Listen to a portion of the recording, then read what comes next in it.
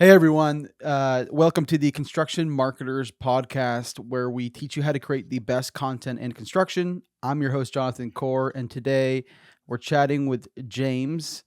And James is a project manager for road construction, dirt work, utilities, asphalt company, and the host and founder of the Dirty and Driven Project and podcast. Welcome to the pod, James. Good to be on here. Happy to be here. Yeah, it's always cool to talk to somebody who has their own podcast. And I say this because, uh, and I'm sure you've probably learned this having done over 80 podcast episodes now. Your ability to communicate, whether it's storytelling or talking about a specific topic, you become better with every single rep. And so I'm curious, like, what are your thoughts on like where you were at when episode one all the way up until I think today was episode 82? Like, have you noticed that improvement in your communication, all that sort of stuff within the content perspective? Yes. So if you, I had a friend of mine on the last two episodes, and he just was a guest host, nothing special, just here having fun with us on the conversation.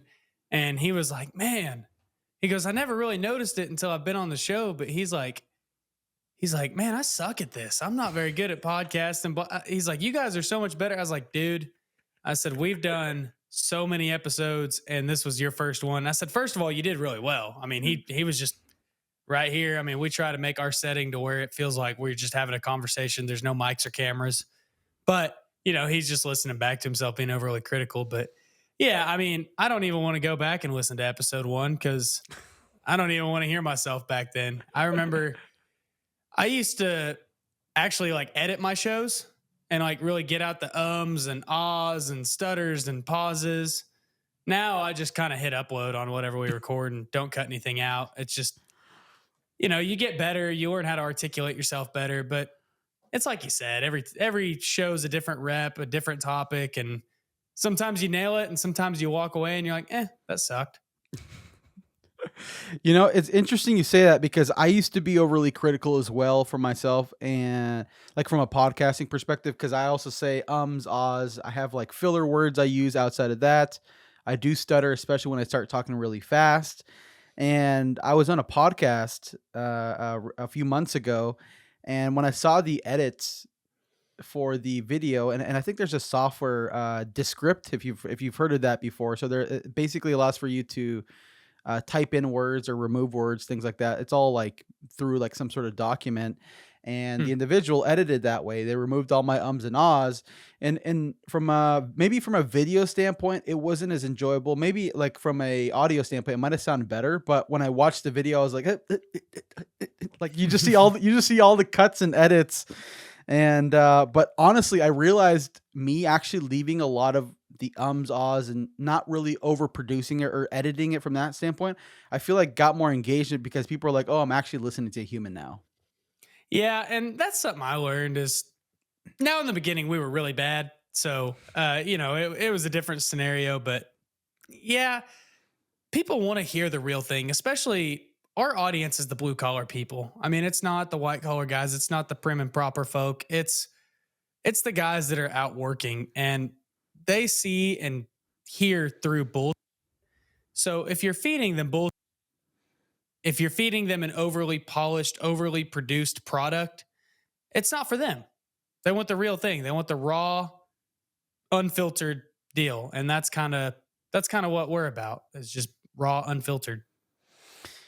And honestly, I honestly feel like that relates even past the blue collar industry. I just feel like in general, just as human beings, we don't like the overpolit, like it just because, like for example, I do marketing and I do it for contractors, and obviously we're appealing to both the crew in the field as well as the guys in the office or guys and gals in the office, managing running the projects. And for me, I just realized this a few years ago where I would go on site, take photos, videos, and were really well polished or like published, or at least edited, and then I would go and take a photo of like a crappy phone like image or something like that, and then that post or video or whatever it was performed far better than an overly produced and so image or like video. And but this also relates to people like project managers, estimators, individual roles like that aren't, yeah, they're in a blue collar industry, but do more type white collar type roles, things like that.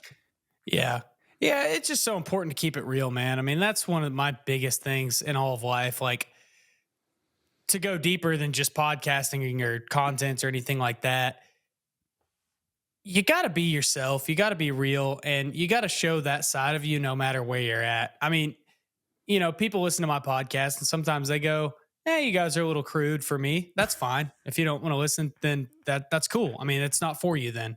But I'm not going to stop being who I am or who we are. Like, you're going to get the same guy whether I'm at work talking to my guys in the field, whether I'm talking to prominent business owners or politicians, because I talk to a lot of those guys with my job, whether I'm talking to my parents, whether I'm at church. I mean, it's the same. You're going to get the same guy no matter Yep. what. I'm not changing. I mean, sure, you change your delivery depending on who you're talking to a little Yeah. bit, but overall, you're getting the same guy. And that's so important in a world of fakeness and illusion through social media.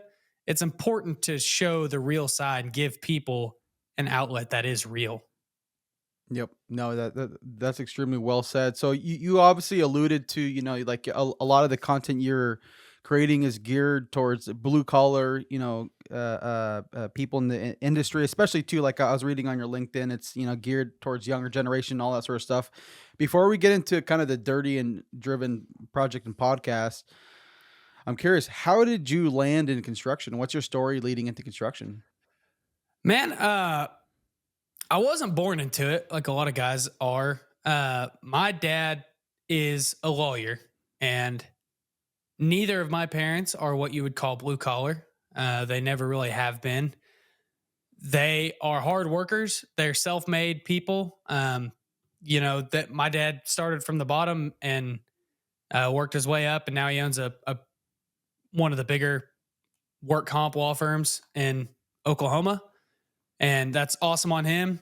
That wasn't the path I wanted to take. That was as a young kid, it was always, man, you need to go to law school, go to law school, you need to go to law school. And that's really where my parents pushed me because, hey, I'm building this law firm. I want to do it with my son, right? Woo, the American dream, having your kids take over your business, generational wealth, all that great stuff, right?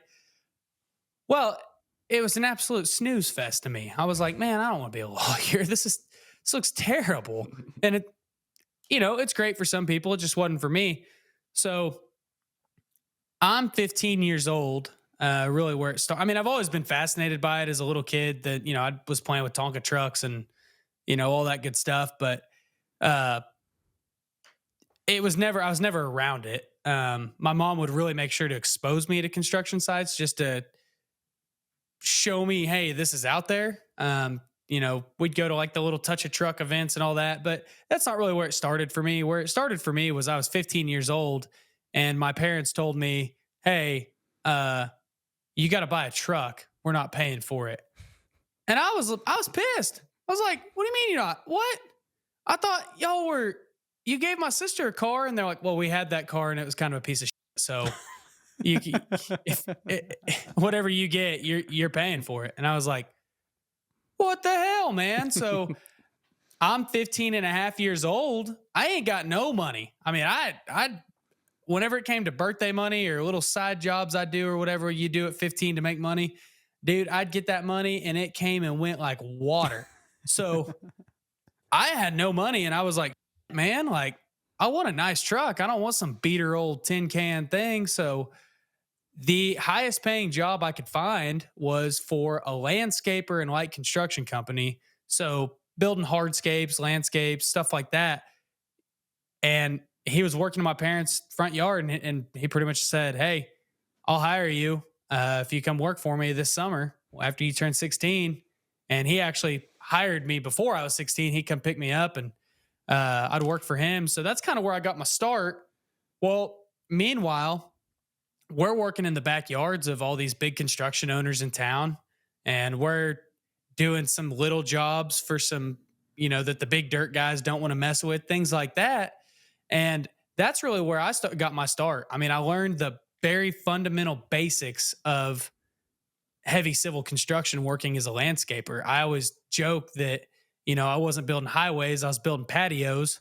but it was still, we were building sidewalks or, we weren't hitting water mains, but we were hitting sprinkler lines. It was like everything, but on a small scale. And Hmm. it just taught me the fundamentals of kind of heavy civil construction. Well, one day we're working in the backyard of a guy who owns a big contracting company in town. His Hmm. name's Lee Evans. And he goes, hey, I see you working back here all the time. I see you're a hard worker. I was 17 at this time. And he goes, I heard that you're going to college to get a construction management degree.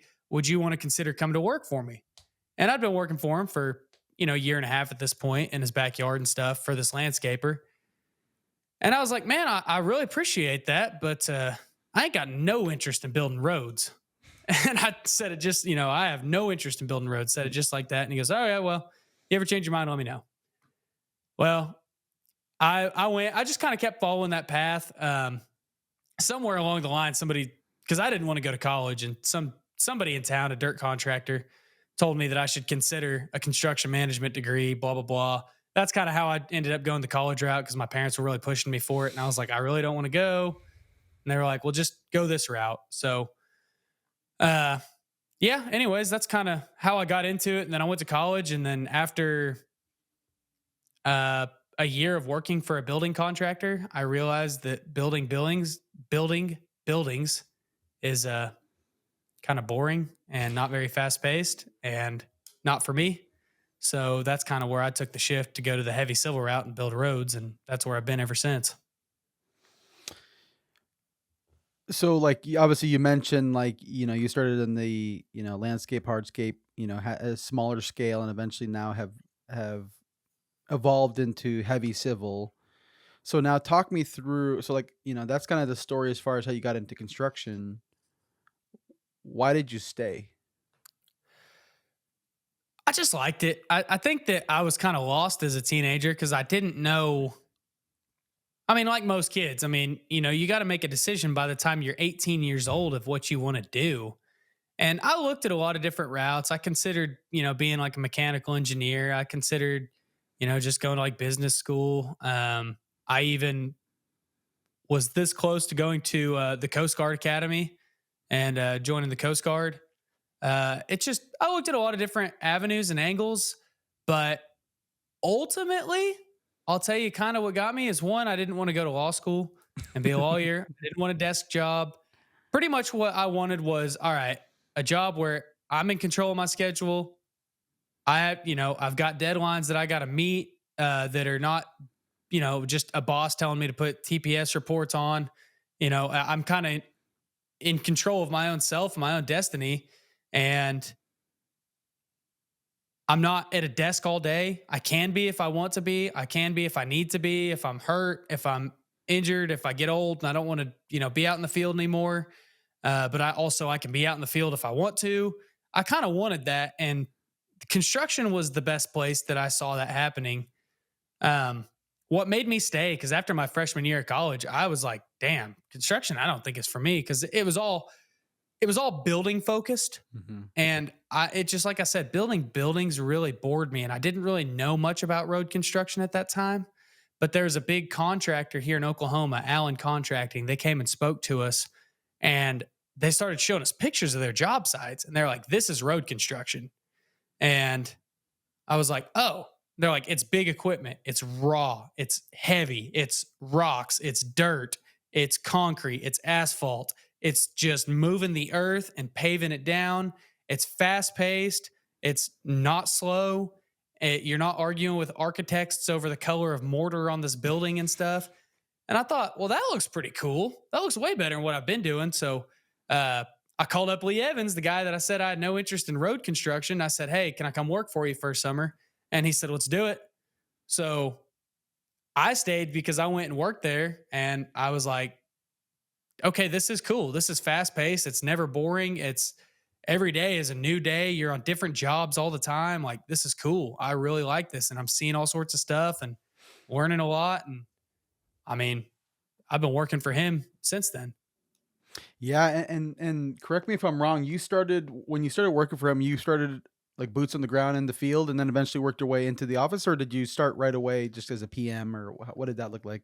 No, dude, I had to pay my dues in the field. Yeah, you can't be an effective project manager or estimator without doing that. And there were days where I was like, dang, I don't really want to keep doing this. It's Yeah. just this sucks. I mean, but you have those days no matter what position Yep. you're in. It's just it's part of it. And there was times where I felt like I should be already in the office doing stuff, but looking back, I'm glad I wasn't. I needed Mhm. that field time as much as I could get. Yeah. So I just pulled up your LinkedIn and I'm looking at it here. And so it says the Dirty Driven podcast, obviously a host and owner, started August 2022. Talk me through what happened leading up to starting this. What is this and what's the goal? What's the objective? Like, and yeah, just tell me the origin story and then what it's evolved into now. I've always kind of wanted to build a brand, and I didn't know what that looked like. I didn't really want to start my own construction company. I wanted to build a brand that brought people to the blue collar world Mm, and encouraged, and less even bringing people to the blue collar world, but more developing the people that are here. yes. The personal development aspect is very big to me. Mm, And so originally, I was working with a friend of mine, Vaughn Kohler. He's he used to be the co-host of a big podcast, the MF CEO Project, and mm, and him and I were talking about it. And I was like, "Yeah, dude, I think I'm going to do this thing." At that time, like one of my biggest focuses, and still one of my biggest focuses, is health and fitness. And I said I'd really love mm. to encourage health and fitness in the trade. So I was like, I'm going to start the Blue Collar Health Podcast. And he goes, okay. He kind of had his hesitations, and you know, I was like, I went to a construction conference like a couple weeks after that, and I was like we were planning it out. And I mean, he was still like, yeah, dude. I mean, you could do this and blah blah blah, and we were planning it out and stuff. And I went to this construction conference, and I just saw the way that people ate and acted and all that, and I was like, dude, this is going to be a hard project to do. And he was like, yeah. He goes, I think you need to take a different direction, maybe get a little broader. And I was like, you think? And he goes, dude, he's like, you're all about like hard work and being driven and chasing after your goals. And he's like, why don't you just call it like driven and dirty or dirty and driven or something like that? And I was like, damn, okay, well there it is. So it was literally that was the background. And I mean, that's really what it is. I mean, I say that we want to bring people to the blue collar world and teach them how to kick ass. Yeah, we want to be a funnel for people to come and listen to us and say there's opportunity here for people that are willing to work hard and willing to strive for more. You have to be willing to get dirty, and you got to be driven to do it. And we just want to help and coach and push those people along in an entertaining way. Mm. So, like you said, MFCEO, is that the Andy Frisilla? Yeah. Oh wow, that's awesome. How'd you Yeah. guys connect? How did we connect? I don't remember how Vaughn and I connected. Oh, he started a group. It was a faith based entrepreneurial group, and I Mm, joined the group, and him and I met through that. that's awesome, man. Yeah, So obviously, like you mentioned, yeah, like you're trying to. It's geared towards blue collar people, and I know that especially too, seeing the content that you post on LinkedIn, it's definitely geared around like younger generations, especially and I'm sure aspects of it probably remind you of where you were at when you were, like you mentioned, like 15 years old. You're kind of like you're like, I have to figure out my life in the next 3 years, and so I'm curious, based on the content you've produced, whether it's from the podcast or social media, all these sort of things, like what sort of messages have you noticed that have resonated from a content perspective as it relates to reaching the younger generations? Because a lot of times, and you probably know this, you'll see guys on LinkedIn talk about, labor shortage as well as younger generations, but it kind of helps to be able to talk to somebody who's actually like, who was once in that, in those, in that situation, but then also too, is you're still a young guy in the industry. So I'm just curious what resonates for younger guys today. I think the biggest thing is one, like for the younger guys, I get a lot of guys that like they'll even come work for us where I'm at, And I get them looking up to me because I'm not much older than them. Mhm. And, I've had a little bit of success in my life. And I think that they resonate with that and they see, like, all right, man, if this guy can do it, I can do it. And Mm, and I really try to push that. Look, man, if I can do it, you can do it. And so that resonates it there, but it's just showing the real raw picture, just like we mm, talked about earlier, man. I mean, I had my biggest LinkedIn post ever yesterday, and it's still growing because I just showed a water main break and I showed the guys in the trench doing it. And I mean, I just told the story of that guy that's in the trench, mm, coming into work at 7 a.m. on Monday. He's been out late on Sunday, didn't even have a weekend, had to miss his kids' events, his family's events, telling that story in a way that shows you the real picture, the dark side of the industry, if you will, but also showing this guy is badass for what he does. Like, mm, we would not have a society without this guy or these guys in this picture. mm. So that's kind of what I try to show. I was talking to a superintendent based out of Texas recently, and he creates a lot of content for veterans, in construction like that. He works for a large, commercial GC, but he has his own like veterans podcast, sort of like Was it brand that he's built. Scott? Yeah, it's Scott Friend. Yeah, yeah, I've talked to him. He's cool. Yeah, so cool guy. And a reason I mentioned that is he started creating certain videos on LinkedIn, and it's funny because him and I were talking. We're kind of chopping it up, trying to figure out different ideas for him for his brand. And I brought you up, and the reason I brought you up is I would think it was maybe a few months ago. I went on your YouTube page. I believe it was on YouTube, and you had shorts, and there was this one specific short where you had like it was uh, uh, a crew working on like road construction, but then you overdubbed it with your own voice, kind of saying some sort of like inspirational, motivational thing, like type of bit from a podcast episode. And I'm like, man, this is one. I was like, man, I'm pumped. Like, whatever James tells me next, I'm gonna go do. And I was telling Scott, I'm like, man, on because he has a very good voice too when he talks like in a mic, things like that. I'm like, man, you should start to do this. But I'm curious, like, seeing your content, whether it's there on different social media platforms as well as on LinkedIn, like when it comes to outside of the podcast, what's your process for coming up with ideas? Like, how do you actually go about, hey, I'm going to try this out or test this out? Like, what's your actual process? Man, that's a good question. I don't know that I have a process. It's more just like every day I go through my camera roll and I go, I really need to post something today. So I start scrolling my camera roll. I get a lot of media stuff. I mean, driving around, if I see a job site, I'll try to stop and take some pictures, maybe some short videos. If I can get onto other people's construction sites, I will. Anytime I'm in the field, I try to take stuff of our own crews that are working laying asphalt and stuff. I try to get the content that way. As far as coming up with what to post, man, I don't know. I mean, I do really well. Just sometimes I'll just be staring at LinkedIn or Instagram or wherever I'm posting whatever specific piece of content. I've learned to tailor it to each platform. Yep. TikTok, Instagram, LinkedIn. I used to just do them all to the same thing. I've learned that you got to put a little different spin on each one. Like Yep. LinkedIn, I put a little more personal touch on it. Hmm. I use the word I or my people or our crews, things like that. Whereas Dirty and Driven, it's less me and it's more here at Dirty and Driven, kind of like Mm. as a company perspective.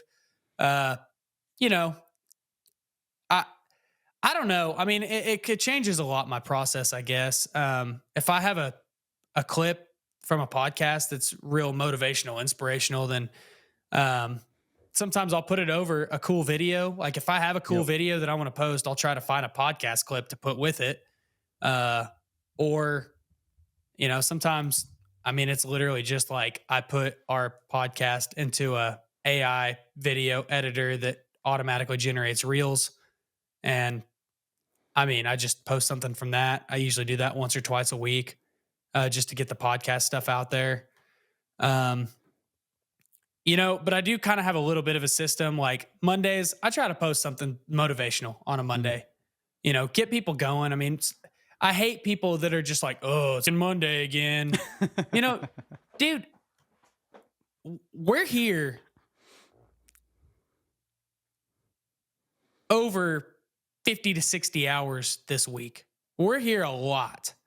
Let's at least enjoy our time here. Don't just sit here and give me the it's a Monday. Like, dude, screw that. I feel like I'm in Office Space, whenever that girl's all like, somebody's got a bad case of the Mondays. And, you know, at the end, the guy's talking to his buddy who's in construction. He goes, does anybody ever say, like, you have a bad case of the Mondays? And his construction buddy looks at him and goes, no, man, in this industry, you'd probably get your ass kicked if he said that, So I try to just kind of put some fire under people. Just, hey, man, let's get out there and let's get it this week. Come on, let's go.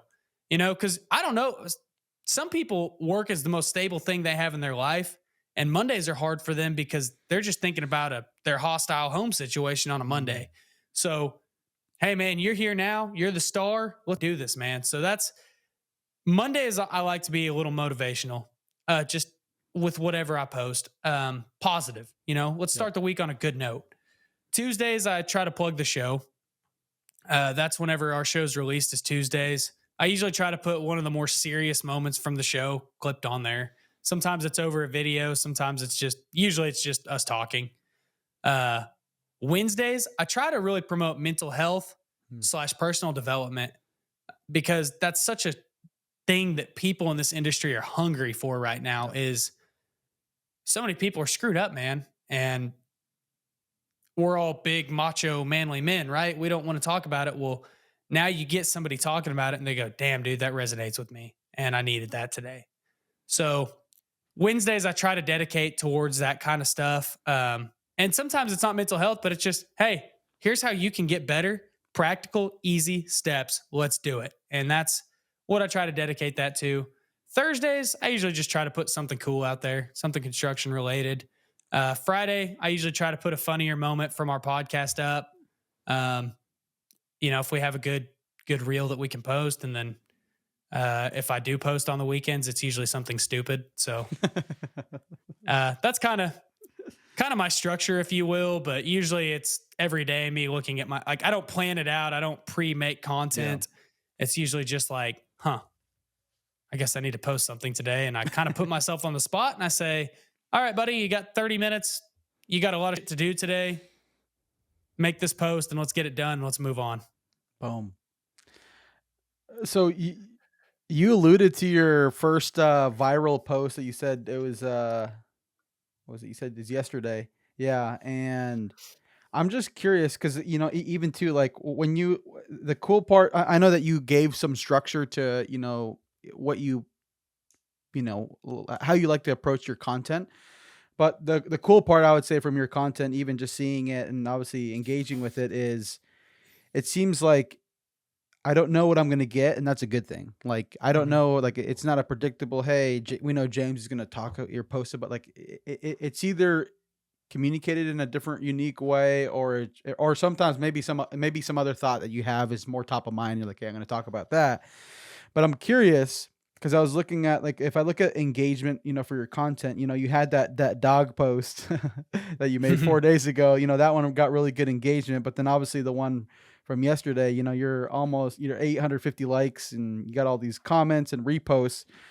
I'm curious from your perspective, where's your headspace or the psychology or your own mind as you see this? And asked this because I know what it was like for me when a few posts of mine popped off and I'm just like, oh my god, the dopamine, all that sort of stuff. So I'm just Mhm. curious, how have you been internalizing and processing this, or has this not even been affecting you at all?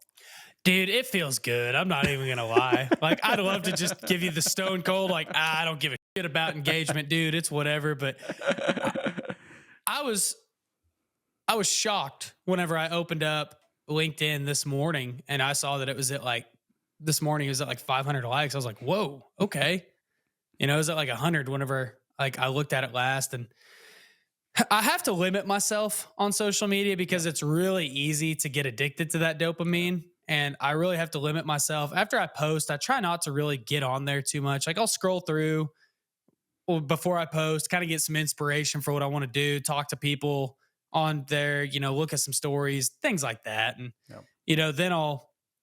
then I'll post something and then I might check it once or twice throughout the day, but I really try to stay off it because I mean, I can literally just scroll. Yep. It's so easy to get addicted. I mean, that's what their job is. So, but yeah, I mean, whenever you open it up, I mean, it's a nice surprise. I mean, it feels good, but also internally, I have to go, yeah, this is cool. Yeah, I gained a lot of followers. Yeah, a lot of people like this post, and I'm really happy about that. And I really hope that people that are not in the construction industry are seeing this. But also, I kind of look at it as I still have shit to do. You're I've like, still got, hey. yeah, I've still got jobs to bid. I've still got employees relying on me. So like, yeah, this feels good. It makes me smile, but ultimately, I'm not any better because of it. But Yeah. it does feel good to spend the time and effort on a piece of content and put it out there, and people see it and resonate with it. Yeah, and I think that's because like I've had similar experiences myself where I'm like, oh wow, like especially the first time I'm like, oh my gosh, and it's funny because it happened on my anniversary last year with my wife, and so once it started popping off, I'm just on my phone, I'm like, okay, I need to not like we're on our anniversary right now, like I should not be, and I just kept checking, and my wife's like, okay, where is it at? Where is it at? And I think in general, it's funny because I feel like sometimes I'll let it get to my head and it's like, okay, wow, look, Jonathan, you're amazing. Look what you said is awesome. And then my wife's like, Yep. awesome. Also, to you, forgot to do the do the dishes. Dude, that was me. Like I told you, I run into that a lot. So um I won an award the other day and I was like, okay, this feels awesome. Like it's great. I won this award. Uh I was on this magazine that's published all over town. It sits on every business in town, has it on their front desk or table or what. So like, and I'm not saying that to boast, but just like Yeah. I had my 5 minutes of fame. You know what I mean? Like I've got people that I don't even know. Like, oh, I saw your picture on that deal. I read your article. This, that, the other. Like, okay, yeah, that's cool. That feels good. I mean, it really feels awesome. My podcast, everybody was like, "Oh, cool, he's dirty and driven." Okay, so they go and listen to the podcast, and like my band streams were up because they started seeing like, "Oh, okay, he's in a band. I'll listen to his." So people are checking out my content because they're like, "Oh, I didn't know James did all this stuff," or "I didn't know who this kid was. Let's check his stuff out." Like you see that, but then it's literally like, dude, I can't remember what it was now, but it was literally that my wife being like, "Yeah, well, hey, it was like three things happened." I always hate like being in those positions almost because I know that like life will humble me very quickly after. And yeah, I had multiple things humble me. I had like a renter trash a rent house, and I had to like spend Mm, all of my literally this is 2 days after that. Like had to spend all my Easter weekend like remodeling this rent house and like, ugh. doing all this stuff. And then like my wife hit me up about like, hey, you forgot to like feed the dog, just things like that. And you're like, huh, I guess I'm not that great. Yeah, and I think honestly, I feel like those moments are helpful because it just helps you stay grounded again. Because social media, whether you're scrolling just like a consumer, like obviously you can just get yourself immersed into it and just be there for hours, but also too as a content creator, knowing that especially too if you started from nothing and not getting any engagement and now you see it grow, you see it improve, and then finally one of them pops off, you're like, man, like I worked hard for this. Of course, yeah, for sure, true. But I think the humbling for me, the piece from a content perspective, I love is the day after a viral post is like I'll make a post and then pop off, get several hundreds of likes. Then the next day I come back and I'm like 10 likes. I'm Yeah. like, oh gosh, like and for part of me, it's like I'm like my hands like hovering over my mouse or my trackpad. I'm like, man, I should delete this. I should this is not on brand. Mhm. Like this is not. And I'm like, no, Jonathan, we're gonna keep it up because we just want you to remember that everything that you put out is not gold, that it's not always gonna pop off. And I think that's good for me to constantly be reminded of. Yeah. Yeah, it is because so I do content creation for Dirty and Driven, and then I also do it for um my band. Mhm. And like I'm the guy that I just post every day, regardless, or not every day, but I mean close to it. Yeah. As often as possible. I try to post like for the band page 2 to 3 times a week. If If we don't have a show that week, maybe less, but around at least 2 to 3 times a week. And then if we have a show that week, maybe a little more. But uh, like for me, it doesn't have to be perfect. It's just you have to post consistently. Yep. And if you don't, you're not going to get those big pop off things. Mhm. Like, I've had a couple, I would consider them viral on TikToks. I mean, in the grand scheme of TikTok, it's still not viral. I mean, but a couple 100,000 views and stuff like that. And Yep. you're like, hell yeah, let's go. Gain a Sweet. lot of followers, things like that, all in a day. And like, it feels good. And then like literally the next day, it's like 250 views and like 3 likes. And you're like, okay, you know, but you still have to post that stuff Yep. because you're still going to gain followers Mhm. from that stuff. So you might gain one follower from this post and get 10 likes versus you gained 500 followers from this post and got, you know, 200,000 likes. Okay. But you still had to have a certain amount of followers to even kick that off in the beginning. So just getting on there and just being consistent and not deleting it, as tempting as it is. Like, there's some posts though where I'll post it, it doesn't get a lot of likes, but I get a lot of DMs that says, Mm. hey, that resonated with me. Okay, well, it didn't resonate with the masses, but it really resonated with a few people. And to Yep. me, that's even more meaningful than thousands of likes. Yep. There's two thoughts I have on what you just said. The first piece is I think niche or construction viral is different than broad generic, maybe it's like dancing or like funny, memes, all that. Like it's very different. And I say that because I remember one time I had one post that crossed 100 likes. This is like maybe a year and a half ago. And I told my wife, I'm like, hey, I'm going viral. She's like, oh, awesome. How many likes do you have?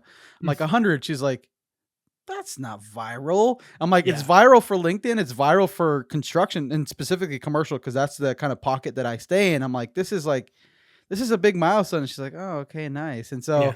I think over time she's gotten a little bit more encouraging because like initially, because I get it. Like if you go on Instagram right now and you see one post that has like 50,000 likes, I'm like, okay, yeah, that's viral for sure. That's a very Yeah. broad topic from that standpoint. But the other thing though is what you were just saying, like maybe you have a post that has less likes, but you get those DMs. It's very similar to me. I had, like I said, my first viral post. It's like it blows up, all that sort of stuff, and I'm like, okay, great. And I'm like, I got no new business from this. But then a few Mhm. days later, I make a post that maybe got like 10, 15 likes. But then I get a contractor reaching out saying, hey, Jonathan, I resonated with what you said. I want to hop on a call, see if you can help us with social media and content creation. I'm like, oh, so it's like externally we measure what everybody else sees, but internally, that's actually what ends up moving the needle more, especially from a business and impact standpoint. Yeah. Well, and you have to ask too. I mean, the things that I've had that have really gone, like especially like TikTok, because TikTok, there's just so many eyes. Like you get so many more views. If you have a video pop off on TikTok, I don't like TikTok. I don't scroll TikTok. It's not my favorite way to consume, but people do like it. Obviously, Yep. that's why it's the biggest social media platform right now. But there's just you have something that pops off like that. I totally forgot where I was going with this. Oh, but you still have to be real with it. It Yep. goes back to what we were saying. You have to take the good and the bad, and hopefully it resonates. Sorry, I really just like blanked out there for a second. No, no, no, you're good, man. Um, hopefully this will help redirect us because I definitely do want to talk about the actual like dirty and driven podcast. And like I mentioned, I think yeah, it is. Is it 84 episodes so far as of today? Is it Well, it's actually over 100. We okay? we for a while did we were doing 2 a week, and Fridays would be the main number, and then Tuesdays were like a half episode. We've since just switched to 1 a week, so I don't know. I mean, there's 100 and some odd episodes. I couldn't tell you. So and I got that number mainly from like looking at your YouTube. It says episode blah blah blah. So it said 84. Yeah, So but obviously like you said, it's not factoring all that. So yeah. my question for you, considering, and I definitely do want to be able to talk about because I know you and I connected before how you scaled from like 2 times per week to one time per week. I definitely want to unpack that a little bit more, and also to the fact that you have a co-host as well. I'm curious. Out of all these over 100 episodes that you've done, based on all the conversations you've had, what makes for a great podcast and like a really good conversation? Like, what if you were to try to dissect what the recipe is that when you literally end record, you're like, man, this is a really good conversation. What are those qualities? That's hard to say, man, because there's times where we've ended the recording and we go, that wasn't our best work. But it's a big episode and it Mm. goes way more. And people hit you up and they're like, dude, I really loved how you said this, or that. And you're like, oh. And then there's times where you go, man, we hit a home run with that. And this is the point that I was trying to make whenever I got off track. You're like, man, we hit a home run. That was fun. I love that. And it's very average. Your regulars listen to it, but you don't really get any new people from it or whatever. It's the same thing like I was trying to make a second ago. Sometimes your things that pop off, like on TikTok where you have all these eyes and stuff, it's the dumbest freaking thing ever. And you hate it. And you're like, this is going to get 5 likes. And then all of a sudden you look and you're like, how's there 300,000 views on this? I have a video like that on my TikTok of a freaking guy flagging traffic and it's Gandalf's voice going, you shall not pass as the stop sign gets turned around. That's it. That's the video. And that's my biggest video. And I'm like, this is stupid. Why? And so it's the same with podcasting. Sometimes there's episodes that you do it and you have fun and you did it for you and you loved it and it was great. And your audience doesn't necessarily resonate with it, but that's okay. What makes a good podcast, like the ones where you walk away and you go, I know this was a home run, and it also gets the kind of drive, is talking about something you're passionate about or talking to somebody that you're actually into and interested in. You can't, again, it all comes back to being real. So like I've had people on my show that I haven't had anybody on that I'm uninterested in or dislike. I want to preface with that. But there's been some where we've rolled on for hours and it's like, damn, we need to wrap this sucker down. It's been like 3.5 hours. Let's, and it's fun. And people go, dude, that was a great episode. I love that. And then there's times where like you're talking to somebody and you're 30, 45 minutes in, maybe they're shy. They don't want to open up, or you realize I picked this person because I needed a guest this week. I didn't pick this person because I knew a lot about them or because I really wanted to hear their story or they were doing something I was really interested in. So the biggest key to success, I think, on a podcast is you have to find that line of I'm checking a box by recording this week. And this is something I want to talk about. And somebody I want to talk about. Like that's why we switched to 1 episode a week, was because I started talking to guests and that either I wouldn't normally have on just because I needed to have a guest that week, or I would sacrifice quality. Like maybe they didn't have a good audio setup or something like that. And it just, I think that to really make a good engaging podcast, you have to have clear audio and just good conversation. That's a super timely thing that you just said, as far as like having guests just to have guests. And I have my own like perspectives on podcasting in general, especially in construction, because a lot of them are built more around interview based style, which there's no problem with that. But I think to also include maybe the topical podcast, like, hey, we're going to talk about this topic. We may or may not have a guest, but this is the topic we have, and sharing all that sort of stuff, I think is important. And I say that because so I'm running this podcast myself now, and I recently pivoted where I'm like, okay, I want to make sure that the people that I have on, similar to what you're saying, and I haven't had any guests that I haven't enjoyed talking to, but at the same time, knowing that people's schedule, may change, things like that. Sometimes it feels like a hamster wheel. Like I'm just okay, like what am I going to do this week? And I finally decided a few weeks ago, and I'm not sure when it'll come. It should go live here soon, but I have my first solo episode, literally just me, just talking right into the camera. I have a specific topic. I talked about content creation, burnout, some points, some things that kind of like a story that almost led me to just like stopping creating content, period. And then specifically the things that I'm going to go into. And I realized at the end, I'm like, wow, that was awesome. It felt like therapy. I'm just like getting these things off my chest. And it's funny because I was so worried. I'm like, man, how am I going to do just literally staring right into a camera? And I asked my wife, I'm like, hey, like, I feel like I'm not gonna have enough to say, like, just me by myself or prompt myself. And she's like, she reminded me of a conversation we had the other night. She's like, we were talking about this, and you went on for 45 minutes and didn't even let me get in a word. And I'm like, I'm like, okay, you're right. I may not have a problem, but like going to that, I'm like, I think trying to build a podcast or create content, uh, and not to just create content, but actually weave in like, hey, what are you most passionate about? What are you most interested in? And then finding the right person to be able to talk about this, I think is incredibly important.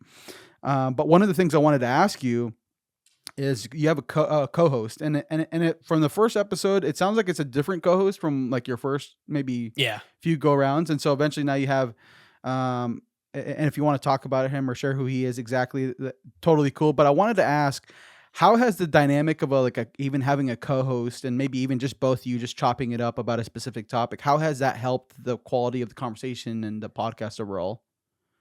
It's helped a lot. So I started out with one of my best friends, Nick, as my co-host, and he just wasn't in it like I was. Like he's the funniest, most charismatic, craziest dude you'll ever meet in your life.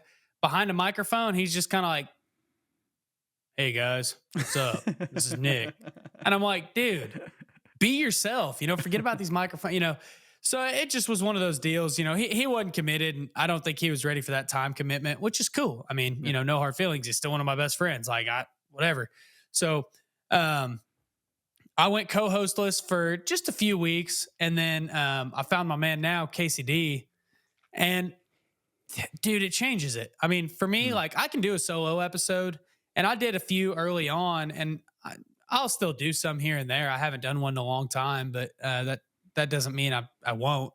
Um, because sometimes you do want to get something off your chest. Now, it's one of those deals. Your listens are usually down, but again, it resonates with people sometimes, and they'll hit you up and they'll say, "Hey, you were spot on with that," and that's cool to get that kind of feedback from people. Uh, I probably should do more of them just to connect more personally with our listeners. But I really like having Casey on because he is a great character, and I love having a different voice to break up conversation.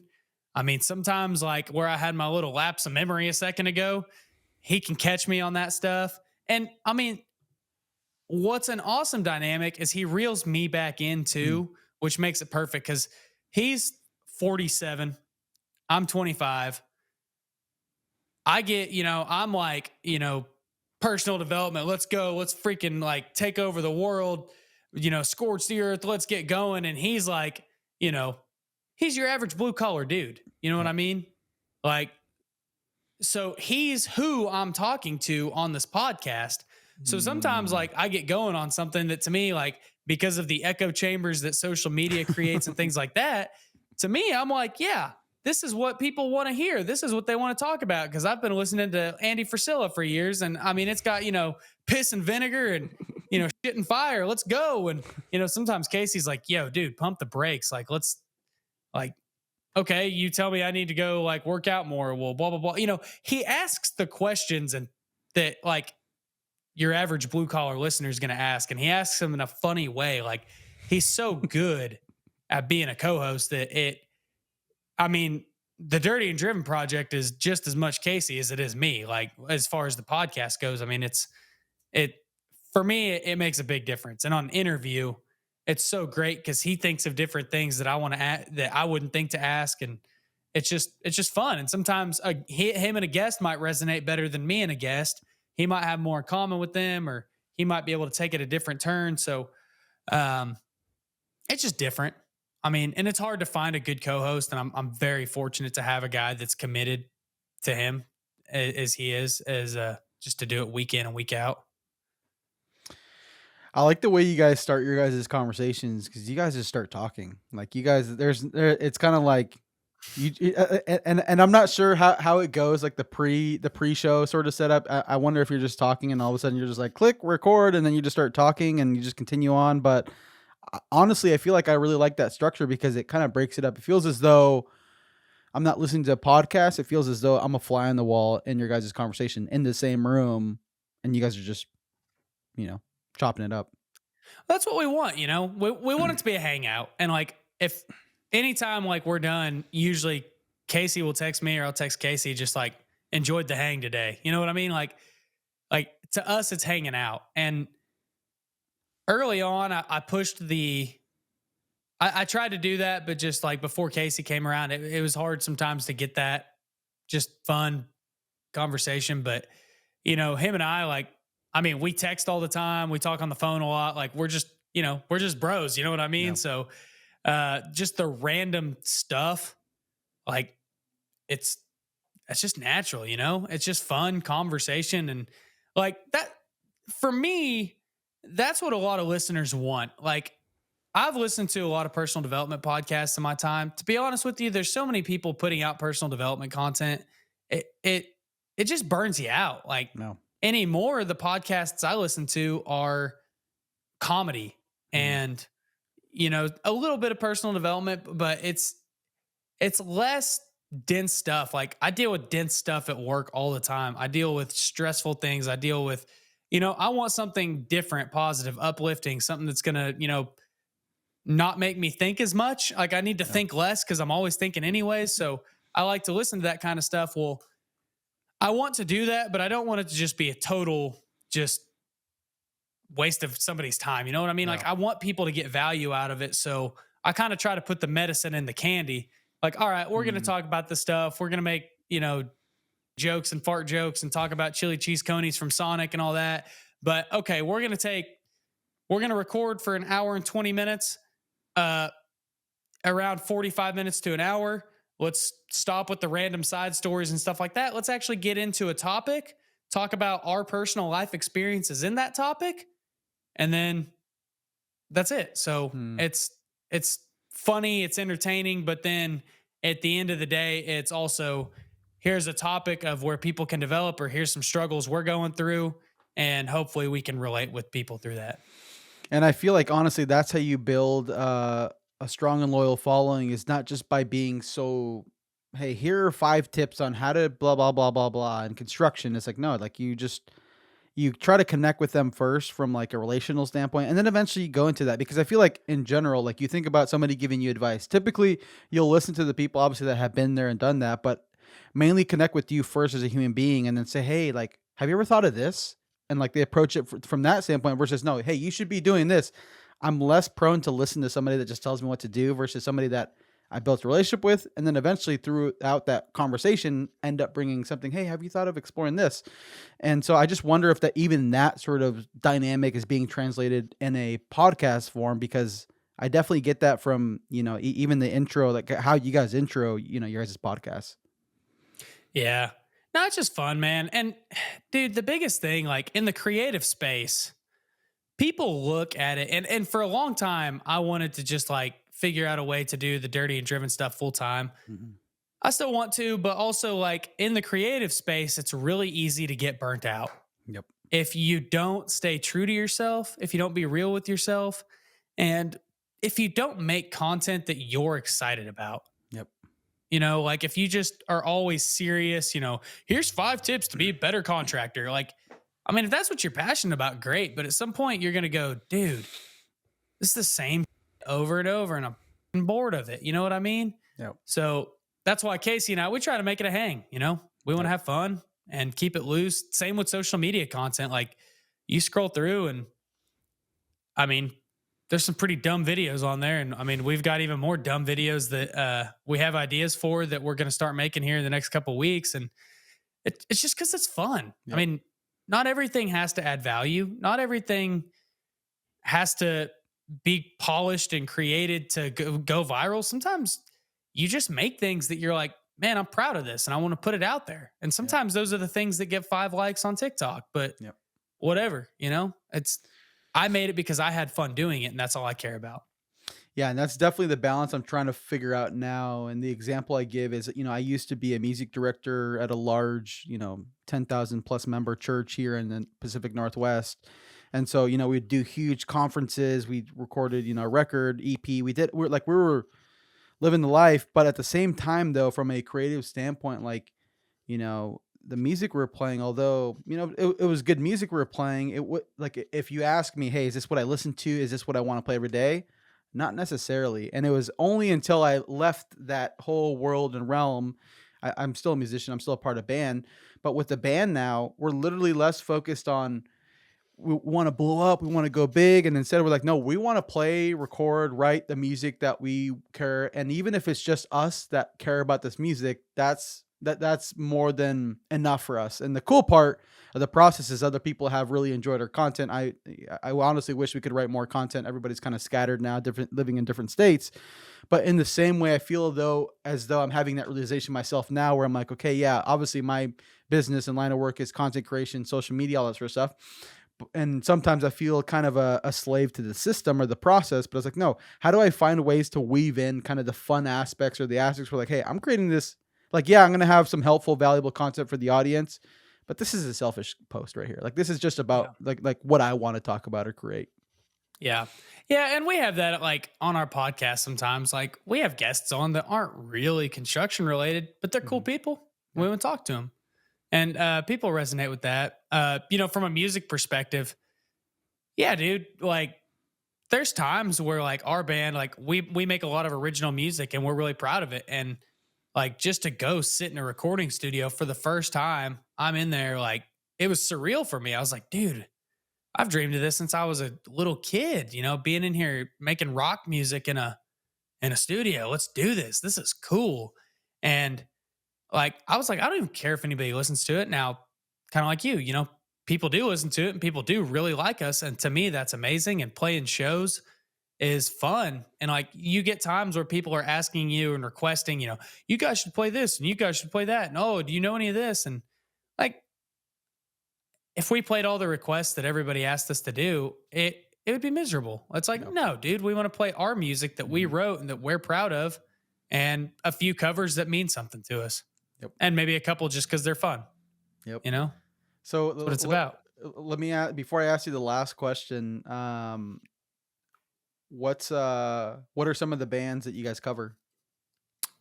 We do a lot of like late '90s and early 2000s stuff, and we've started doing some more modern stuff. Like we play a few Monoskin songs. That's been fun because I haven't heard anybody else covering them. We play like The Middle by Jimmy Eat World, and we play Kryptonite by Three Doors Down, the generic ones. But uh trying to think.